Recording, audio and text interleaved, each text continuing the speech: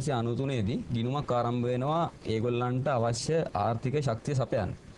ඒක ක්‍රමානුකූලව වසර කිහිපයක් පවත්වාගෙන ඇවිල්ලා ඊට පස්සේ ඒක එක්වරම නතර වෙනවා. ඒත් එක්කම 2001 2002 යන කණ්ඩායම් වලදී ඉංජිනේරු පීඨ ශිෂ්‍ය සංගමය තීරණය කරනවා අරුණැල්ල නමින් වැඩසටහන් මාලාවක් ක්‍රියාත්මක කළ යුතුයි කියලා. මෙහිදී තීරණය වෙන්නේ අපේ පීඨයේ ඉන්න සහෝදර සහෝදරයන්ට විතරයි අවශ්‍ය ආර්ථික ශක්තිය සපයන්න. නමුත් එතනින් ඉංජිනේරු පීඨ ශිෂ්‍ය සංගමය නතර වෙන්නේ නැහැ.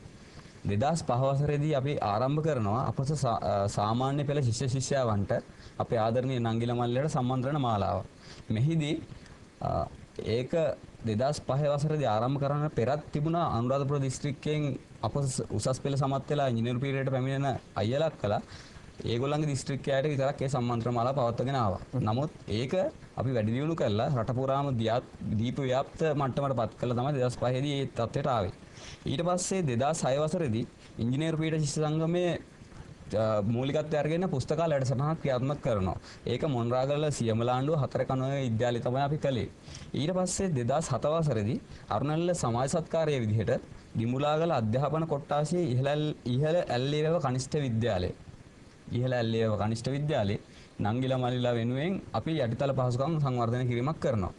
ඒත් එක්කම 2008 වසරේදී ගම්පොළ අංගම්මන විද්‍යාලයේ යටිතල පහසුකම් සංවර්ධනය කිරීමක් කළා. ඒත් එක්කම අපි අපස සාමාන්‍ය පෙළ සම්මන්ත්‍රණ මාලාව දිගින් දිගටම කරගෙන යනකොට ගිය අවුරුද්දේ අපිට යම්කිසි මුදලක් ඉතුරු වුණා. ඉතින් ඒකත් එක්ක අපි තීරණය කළා මේ මුදලත් අපි මොකද අපි එකතු කරන සෑම සතයක්ම මේ වෙනුවෙන් වැය කරන්නේ. ඒ සඳහා ඉංජිනේරු පීඨ ශිෂ්‍ය සංගමය වගකීමෙන් බැඳී හිටිනවා. ඒක නිසා අපි තීරණය කළා යම්කිසි ශිෂ්‍ය ආධාර මුදලක් අපෙන් ඉගෙනුම ලබලා හොඳ ප්‍රතිඵල පෙන්නපු නමුත් ආර්ථික දුෂ්කරතා තියෙන නංගිල මල්ලිලා සඳහා වැය කරන්න ඕන කියලා. පැහැදිලි චානක මේ මාධව දැන් ඔබත් විද්‍යාර්ථියෙක් ඔබත් තවම දැනුම සොයාගෙන යන කෙනෙක්. ඔබට ඔබේ අධ්‍යයන වර්ෂ තුල පැවරෙන මනා වගකීම් සහ අධ්‍යයන කටයුතු ගොඩක් තිබෙනවා. මේ කාලය තුල ඔබ මෙවන් වූ සමාජ සත්කාරයකටත් පෙළඹිලා මැදිහත් වෙලා කටයුතු කරගෙන යනවා. කොහොමද මේ දේවල් ඔබ කළමනාකරණය කරගන්නේ? ඇත්තටම කියනවා නම් ඒ පිළිබඳ ගෞරවය අපි පීඨයේ සියලුම ශිෂ්‍ය ශිෂ්‍යයන්ට හිමිවෙන්න ඕන.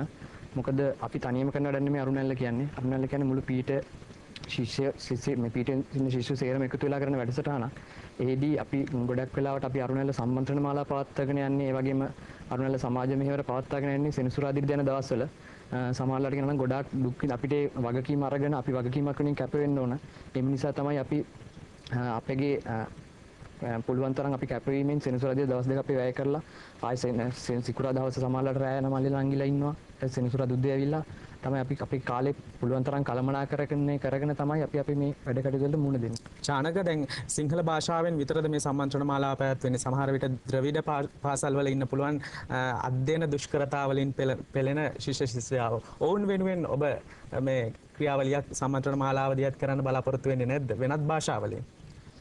ඔව් ඉදිරියේදී අපි වවුනියාව අවතන් වූ කඳවුරේ ශිෂ්‍ය ශිෂ්‍යාවන් සඳහා දමිළ මාධ්‍යයෙන් සම්මන්ත්‍රණ මාලාව කරන්න බලාපොරොත්තු වෙනවා. අපි ඒ සඳහා අවශ්‍ය මූලික කටයුතු මේනකොට සූදානම් කරලා අවසానයි.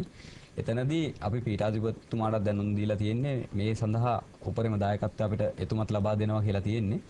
ඒත් එක්කම අවශ්‍ය කටයුතු සියල්ල සූදානම්. අවසරය පමණයි අපිට අවශ්‍ය. අවසරය ලැබුණාම ලබන මාසයේ මුල වෙනකොට බොහෝ විට අපි කටයුතු ආරම්භ කරනවා. චානක කොහොමද මේ පාසල් සම්මන්ත්‍රණ මාලාවල් මෙහෙවන්න පාසල් ඔබ තෝරාගන්නේ? ක්‍රම කීපයක් තියෙනවා. එකක් අපි ඉස්සෙල්ලා ඉගෙනගත්ත පාසල්වල දුෂ්කර පාසල් අපිට අඳුර ගන්න පුළුවන්.